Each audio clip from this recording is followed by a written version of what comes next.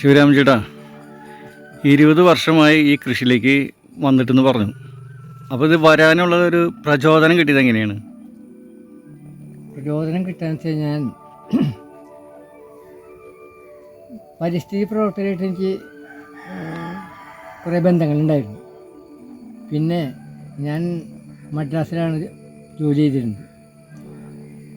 അവിടെ വെച്ച് എനിക്കുണ്ടായ ഒരു അസുഖം ചികിത്സിച്ച് സുഖപ്പെടുത്താൻ പറ്റാതെ വന്നപ്പോൾ എൻ്റെ ഒരു സുഹൃത്ത് എനിക്ക് ഒരു പുസ്തകം കൊണ്ടുവന്ന് തരികയും ഡോക്ടർ CRR വർമ്മജിയെ കാണാനും കൺസൾട്ട് ചെയ്യാനായിട്ടും പറഞ്ഞു. പക്ഷെ അന്ന് എനിക്ക് CRR വർമ്മജി എവിടെയാണ് എന്താണ് സംഗതി ഒന്നും അറിയില്ല. അപ്പോൾ അദ്ദേഹം ഇങ്ങനെ കേരളത്തിൽ പല സ്ഥലങ്ങളിലും നടന്ന് ആൾക്കാർക്ക് ചികിത്സാ രീതികൾ ഭക്ഷണത്തിൽ കൂടെ മാറ്റാം എന്നുള്ള നിർദ്ദേശം കൊടുക്കുന്നുണ്ടെന്ന് കേട്ടു. പക്ഷേ ഞാനിവിടെ വന്ന് അന്വേഷിച്ചപ്പോൾ ആർക്കും അറിയില്ലായിരുന്നു. അതേ സമയത്ത് ഞാൻ അപ്പോൾ ഈ ഇദ്ദേഹത്തിൻ്റെ അടുത്ത് ഞാൻ വേണ്ടി ചോദിച്ചു. അപ്പോൾ അദ്ദേഹം കോഴിക്കോട് റീജിയണൽ എഞ്ചിനീയറിംഗ് കോളേജിലത്തെ ഒരു പ്രൊഫസറാണ്, എൻ്റെ സുഹൃത്ത്. അദ്ദേഹം പറഞ്ഞു, ഇത് വേറെ ഒന്നുമല്ല, ഭക്ഷണത്തിൽ കൂടെ മരുന്നില്ലാതെ കണ്ട് നമ്മുടെ ഏത് രോഗം മാറ്റും. കാരണം ശരീരത്തിൽ അതിനുള്ളതായ രോഗപ്രതിരോധ ശക്തി ഉണ്ട്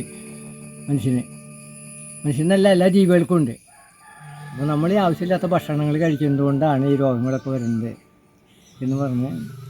അപ്പോൾ അങ്ങനെ ഞാൻ നോക്കിയപ്പോൾ ഒരു ദിവസം ഞാൻ തൃശ്ശൂർ വഴിക്ക് പോയപ്പോൾ അവിടെ ഒരു പ്രകൃതി ചികിത്സാ കേന്ദ്രം എന്നുള്ളൊരു ബോർഡ് കണ്ടായിരുന്നു. ഞാൻ ഇങ്ങനൊരു സംഗതി തൃശ്ശൂരിലുണ്ടല്ലോ. അപ്പോൾ പുള്ളി പറഞ്ഞാൽ അത് തന്നെയാണ് സംഭവം. ഞാൻ എന്നിട്ട് ഇവിടെ ക്രിസ്മസ് വെക്കേഷൻ വന്നപ്പോൾ അവിടുത്തെ ഡോക്ടർ ഉൽപ്പലാഷനെ ആണ് അവിടുത്തെ ഡോക്ടർ എന്നുള്ളത് മനസ്സിലാക്കി ഞാൻ അവിടെ ചെന്ന് അദ്ദേഹത്തെ കാണുകയും ചെയ്തു. അദ്ദേഹത്തിൻ്റെ അടുത്ത് ഞാൻ കുറച്ച് ദിവസം താമസിച്ച് എൻ്റെ അസുഖം ഒരു 10 ദിവസം കൊണ്ട് 75% എനിക്ക് സുഖമായി കിട്ടി. വന്ന് അദ്ദേഹം പറഞ്ഞു, നേന്ത്രപ്പഴം കഴിക്കരുതെന്ന്.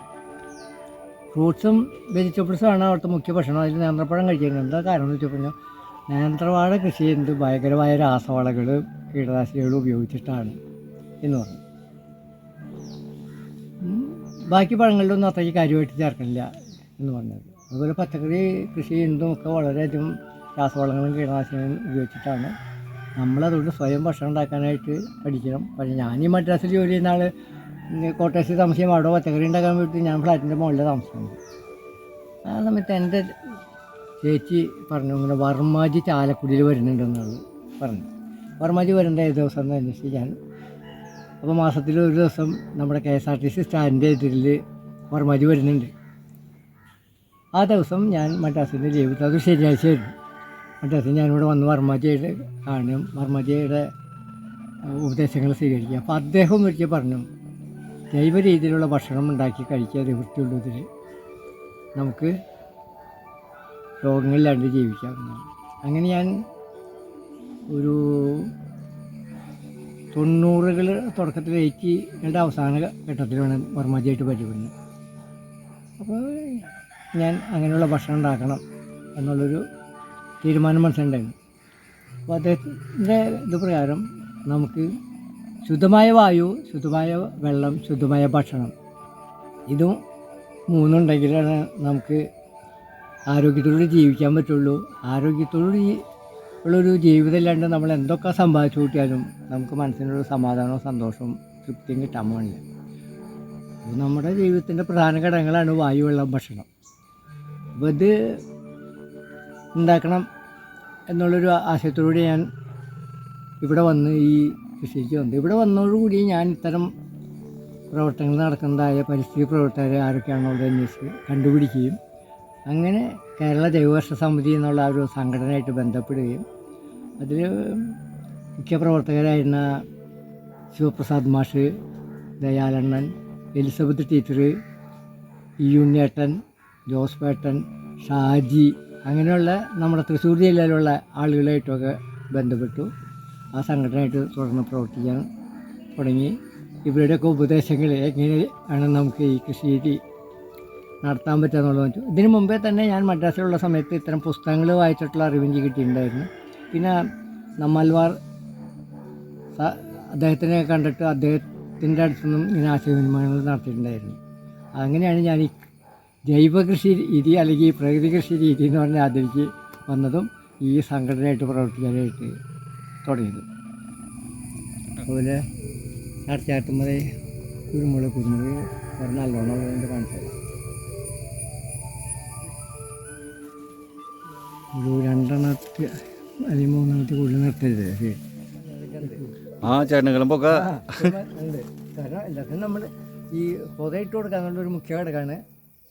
അത് നമ്മൾ ചെയ്യുന്നുണ്ട്. ഇത് റംബൂട്ടാൻ ചെടിയാണ്. ആ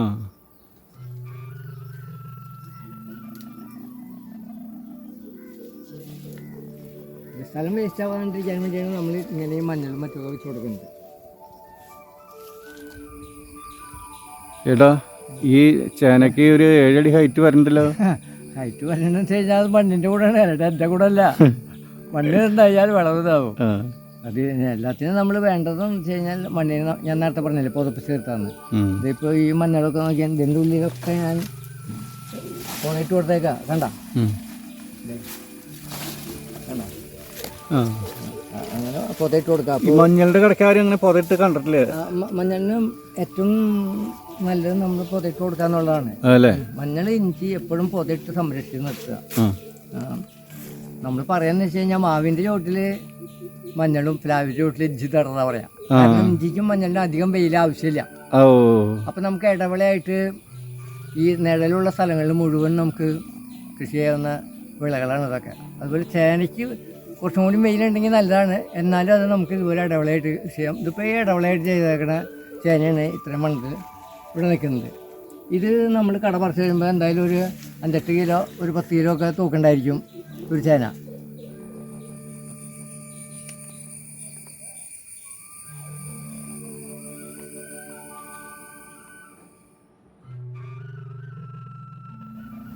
ഇപ്പോൾ മിക്ക സ്ഥലങ്ങളിലും ജാതിക്കായ കഴിഞ്ഞു ഈ വർഷം. ഇപ്പോഴും നമ്മുടെ ജാതിമത്തെ വിളവ് കഴിഞ്ഞിട്ടില്ല. ചില ജാതികളിൽ ഇപ്പോഴും കായ ഒരു വിധമുണ്ട്. ഇതാണ് നമ്മുടെ ജാതിക്കായ. ഇത് ഫുള്ളായിട്ടും പൊതിഞ്ഞ് 10 കഴിഞ്ഞൊക്കെ ഉണ്ട്.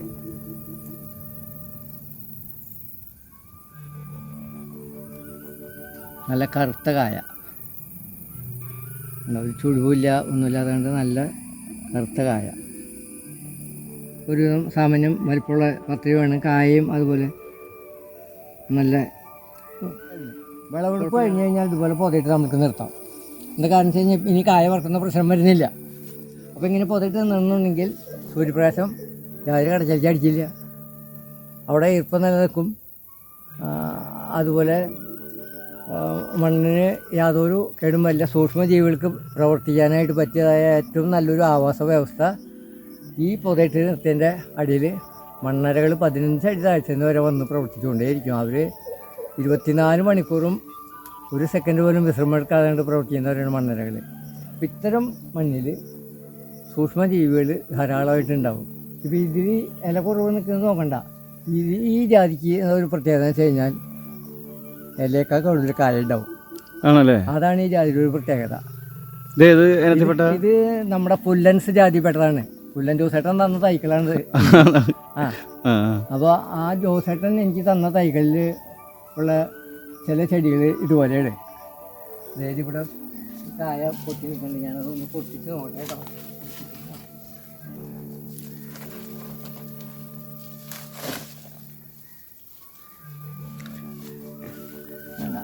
ഈ ജാതിയാണ് വേണ്ട ഫുള്ളായിട്ട് പൊതിഞ്ഞ പത്രികയാണിത്. അപ്പോൾ ഇത് ഇങ്ങനെയൊക്കെ ഉണ്ടാവണമെങ്കിൽ മണ്ണ് നന്നാവുക, മണ്ണ് കെടുക്കുക എന്നുള്ളത് ഒരു കർഷകൻ ചെയ്യേണ്ട ഒരു കടമയാണ്. ഇത് ബെങ്ങനപ്പള്ളി മാവുന്ന്. ഇത് മദ്രാസിലുള്ള ഒരു പ്രൊഫസർ ഡോക്ടർ ശ്രീകുമാർ, അദ്ദേഹത്തിൻ്റെ മകൻ ഹൈദരാബാദിൽ ലോയ്ക്ക് പഠിക്കുന്നുണ്ട്. ആ പയ്യൻ എനിക്കൊരു സംഭാരമായിട്ട് കൊണ്ടുവന്നത് ബാബുത്തയ്യാണ്. അപ്പോൾ അതുകൊണ്ട് ഞാൻ വളരെ ശ്രദ്ധയോടുകൂടി അതിനെ വളർത്തണേ. കാരണം അവൻ ഹൈദരാബാദിൽ അത്രയും താല്പര്യത്തോടു കൂടി കൊണ്ടുവരുന്നതല്ലേ. നമ്മളെ ഓർത്തുകൊണ്ട് അവരത് കൊണ്ടുവരണമെങ്കിൽ അവർ നമ്മളോട് എത്ര താല്പര്യമുണ്ട്. സത്യം. ഇതിപ്പോൾ എത്ര ഒരു വർഷമായി? അതിപ്പോൾ ഞാൻ കഴിഞ്ഞ കൊല്ലം വെച്ച് കൊടുത്തത് ചെയ്യണം. 1 വർഷമായിട്ടുള്ളൂ.